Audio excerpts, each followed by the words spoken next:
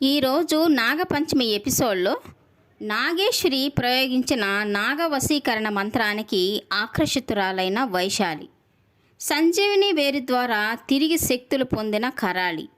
వైశాలిలోకి సంపూర్ణ నాగశక్తి వచ్చేలాగా చేస్తే తనే నాగలోకం వచ్చేస్తుందని నాగేశ్వరికి చెప్పిన నాగదేవత. వైశాలిలోకి నాగ లక్షణాలు రాకుండా చేయడానికి సుబ్రహ్మణ్యేశ్వర స్వామిని వేడుకోమని మోక్షకు చెప్పిన నాగసాధు. ఇక ఎపిసోడ్లోకి వెళ్ళి ఏం జరిగిందో తెలుసుకుందాం. పంచమి వాళ్ళ ఇంటికి వచ్చిన నాగేశ్వరి విశాలాక్షి ఆత్మరూపంలో పుట్టిన అమ్మాయి ఎవరో కనుక్కొని తనకి నాగ లక్షణాలు ప్రేరేపించి తనని నాగలోకం తీసుకువెళ్ళాలనుకుంటుంది. కానీ పంచమి తన పిల్లల వెంటే ఉండడంతో ఇక అవకాశం లేకపోయేసరికి ఆ పాపకి నాగవశీకరణ మంత్రం ద్వారా తన వైపు ఆకర్షించుకొని తనని నాగలోకం తీసుకువెళ్ళాలనుకుంటుంది.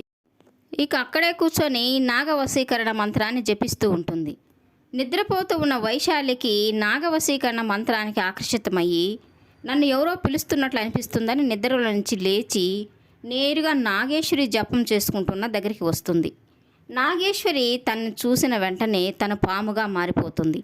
తనకి వైశాలిలో విశాలాక్షి కనిపిస్తూ ఉంటుంది. ఇక నాగేశ్వరికి తనే విశాలాక్షి అని అర్థమైపోతుంది. ఇక వైశాలి నేరుగా నాగేశ్వరి పాము దగ్గరికి వచ్చి తన తలపై చేయి పెట్టి నిమురుతూ ఈ పాము చాలా బాగుంది అని చూస్తూ ఉంటుంది. ఇక అంతలో అక్కడికి పంచమి మంచం మీద వైశాలి లేకపోవడం చూసి వెతుక్కుంటూ గార్డెన్లోకి వచ్చేసరికి నాగేశ్వరి తనని చూసి అక్కడి నుంచి వెళ్ళిపోతుంది. ఇక వైశాలిని చూసిన పంచమి ఇక్కడేం చేస్తున్నావని తనని గదిలోకి తీసుకువెళ్తుంది. ఇక నాగేశ్వరి అనుకుంటూ ఉంటుంది, నాగ లక్షణాలు ఉన్న అమ్మాయి, విశాలాక్షిగా ఉన్న అమ్మాయి తనే అని అనుకుని తనకి నాగ లక్షణాలు ఉన్నాయి కాబట్టే నా వశీకరణ మంత్రానికి తను ఆకర్షితమైంది అని అనుకుంటూ ఉంటుంది. ఇంతలో అక్కడికి వచ్చిన పంచమిని చూసి నీ పిల్లల్లో మహారాణి విశాలాక్షి అంశగా పుట్టిన పాప ఎవరో నాకు తెలిసిపోయింది. ఆ పాపని నాతో నాగలోకం పంపిస్తే నువ్వు నాగలోకం రుణం తీర్చుకున్న దాని అవుతావు అంటున్న నాగేశ్వరితో, ఏం మాట్లాడుతున్నావు నాగేశ్వరి, నా పిల్లలు పూర్తిగా మానవ పిల్లలుగా పుట్టారు, నాగలోకం ఎందుకు పంపిస్తాను? నేను ప్రాణంతో ఉండగా నా పిల్లల్ని నన్ను దూరం చేయలేరు, నాకు నాగలోకానికి ఎప్పుడో బంధం తెగిపోయింది అని తను చాలా కోపంగా సమాధానం చెప్తూ ఉంటుంది. నువ్వు ఒప్పుకున్నా ఒప్పుకోకపోయినా ఆ పాపకి నాగ లక్షణాలు రావడం మాత్రం ఖాయం. నాగలోకానికి రాణి లేని లోటు తీర్చడం కోసమే నీ కన్నతల్లి నీ కడుపున పుట్టింది. నీ విషయంలో నాగలోకం ఏమీ చేయలేకపోయింది అనుకుంటున్నావు.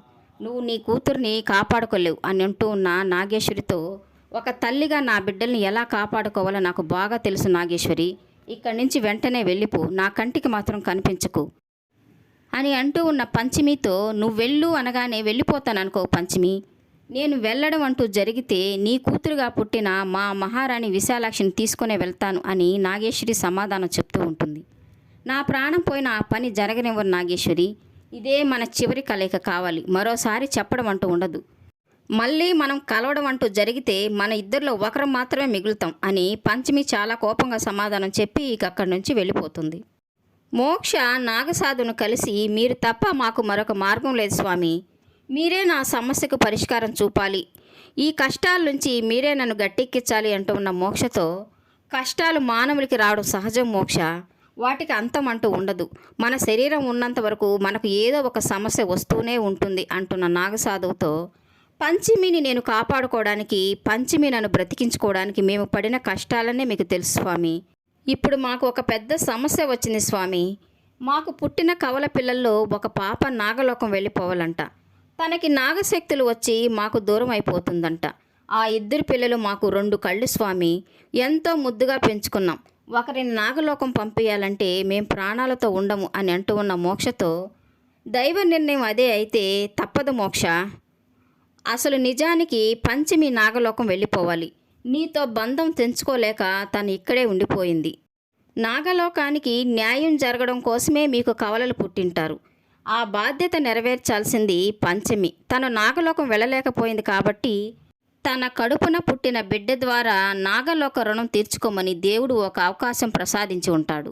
మీరిద్దరూ అది అదృష్టంగా భావించి ఒక దైవ కార్యంలాగా తలచి అది నెరవేర్చడం మీ ధర్మం కదా అంటూ ఉన్న నాగసాధువుతో, ఆ పని మేము చేయలేం స్వామి, చూస్తూ చూస్తూ మా బిడ్డని మేము దూరం చేసుకోలేం, ఎలాగైనా ఆ బిడ్డని నాగలోకం వెళ్లకుండా కాపాడుకోవాలి, మీరైతే సలహా ఇస్తారని మీ దగ్గరికి వచ్చాను అని మోక్ష అంటుంటాడు. మానవ మాతృలు ఎవరూ ఈ సమస్యను పరిష్కరించలేరు. పాపకు నాగశక్తులు రాకుండా ఆపడం అంటే అందుకు మామూలు శక్తులు సరిపోవు. నాగలోకాన్ని శాసించగల శక్తి ఉన్న వాళ్ళకి అది సాధ్యమవుతుంది. అందుకు దైవశక్తి అవసరం. ఒక్క సుబ్రహ్మణ్యేశ్వర స్వామి తప్ప నాగలోకాన్ని ఎవ్వరూ శాసించలేరు.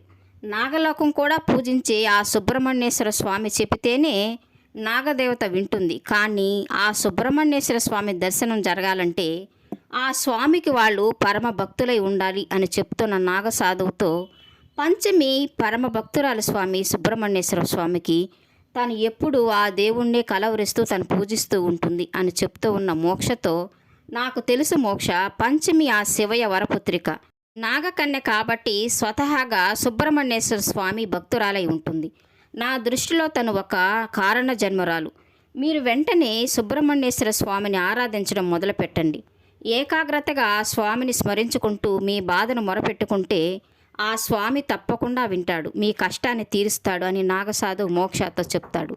సంజీవిని వేరు ద్వారా తిరిగి శక్తులు సంపాదించుకున్న కరాళి తన అన్న నంబూతిరిని ఆవాహన చేసుకొని, మీరు ప్రసాదించిన ఈ వేరు ద్వారా నేను ఒక మంచి పని చేశాను అన్నయ్య, ఇప్పుడు ఏం చేయాలో చెప్పు అని తనను అడుగుతూ ఉంటుంది. నా ఆత్మ పరమాత్మలో కలిసే సమయం దగ్గర పడింది కరాళి, ఇక నువ్వు పిలిచినప్పుడల్లా నేను రాలేను అంటూ ఉన్న నంబూతిరితో, నిన్ను చూసుకునే అవకాశం లేదా అన్నయ్య?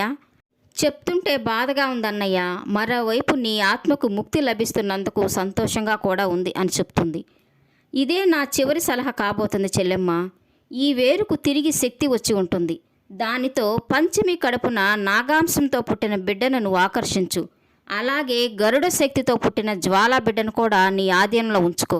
ఆ ఇద్దరి శక్తులను ప్రయోగించి నువ్వు కోరుకున్న నాగమణిని సంపాదించుకో చెల్లెమ్మ. అది సాధ్యమయ్యే పనేనా అని అంటూ ఉన్న కరాళితో, సాధ్యమే చెల్లెమ్మ, నీకు మరో మార్గం లేదు. గరుడ శక్తితో నాగశక్తిని అదుపులో ఉంచుకో. ఆ పిల్లలిద్దరినీ నువ్వు నియంత్రించి నాగలోకం మీద ఆధిపత్యం సాధించు అని చెప్తూ ఉన్న నంబూతిరి మాటలకి అర్థమైంది అన్నయ్య, ఇదే నా చివరి అవకాశంగా ప్రయత్నిస్తాను అని కరాళి చెప్తూ ఉంటుంది. సరే చెల్లెమ్మ, ఏదో ఒక జన్మలో మనం మళ్ళీ అన్నా చెల్లెలుగానే పుడదాం. ఇక ఆ దైవంలో ఐక్యమైపోతున్నానని చెప్పి నంబూతిరి ఆత్మ మాయమైపోతుంది. ఇక కరాళి బాధపడుతూ, ఏదీ సాధించకుండానే మా అన్నయ్య జీవితం సమాప్తమైంది. ఇక నా జన్మ ఎలా ఉంటుందో, గెలుపు కోసం చివరి క్షణం వరకు ప్రయత్నిస్తూనే ఉంటానని తను అనుకుంటూ ఉంటుంది. నాగేశ్వరి ధ్యానం చేసి నాగదేవతను ప్రసన్నం చేసుకొని, పంచమికి పుట్టిన ఇద్దరు పిల్లల్లో మన మహారాణి విశాలాక్షి అంశతో ఎవరు పుట్టారో నేను తెలుసుకున్నాను మాత అని తను చెప్తూ ఉంటే, ఇక ఆ పాపని నాగలోకం తీసుకొచ్చి నీ కర్తవ్యాన్ని పూర్తి చెయ్యని అంటూ ఉన్న నాగదేవతతో, ఆ పని మీదే ఉన్నాను మాత, కానీ పంచమి నాతో శపథం చేసింది, మళ్ళీ మనం కలిస్తే ఇద్దరిలో ఒకరమే మిగులుతామని అనింది మాత అని చెప్తూ ఉంటే, ఆ పంచమికి దైవబలం ఎక్కువ నాగేశ్వరి, అందుకే మనం ఎన్ని ప్రయత్నాలు చేసినా పంచమిని మనం నాగలోకం తీసుకురాలేకపోయాం. ఇప్పుడు మళ్ళీ పంచమి బిడ్డల విషయంలో కూడా మనం ఓడిపోకూడదు. అందుకు ఒకటే మార్గం, ఆ పాపకు నాగ లక్షణాలు పూర్తిగా వచ్చే వరకు మనం ఎదురు చూస్తే మనం అనుకున్న పని జరగదు. ఆ అమ్మాయికి సంపూర్ణ నాగశక్తి వచ్చేలాగా నా దివ్యశక్తితో చేస్తాను. అప్పుడు ఆ అమ్మాయి మనతో నాగలోకం వచ్చేస్తుంది. తనకి పూర్తిగా నాగశక్తులు సంతరించుకున్న తర్వాత తనని రాణిపీట మీద కూర్చోపెడతామని నాగదేవత చెప్తూ ఉంటే, అలాగే మాత, నన్ను కూడా మీతో రమ్మని ఆదేశిస్తే వస్తాను అని నాగేశ్వరి అంటూ ఉంటుంది. మన మహారాణి విశాలాక్షి ఆఖరి కోరిక నీ చేతుల మీదుగా నెరవేర్చాలి నాగేశ్వరి అని చెప్పి నాగదేవత మాయమైపోతుంది.